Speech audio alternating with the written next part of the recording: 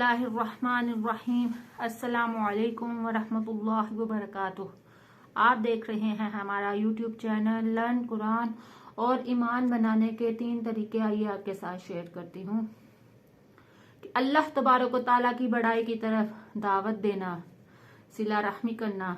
हजरत अबू हुरैरा हजूर अकरम अक़दस का इरशाद नकल करते हैं कि आदमी ईमान की हकीकत को इस वक्त तक नहीं पहुंच सकता जब तक ये काम न करे कि इसके अपने से ताल्लुक तोड़ने वालों के साथ ताल्लुकात जोड़ा करे, अपने ऊपर जुल्म करने वालों को माफ किया करे, अपने को गालियां देने वाले को बख्श दिया करे और जो इसके साथ बुराई करे इसके साथ ये भलाई करे।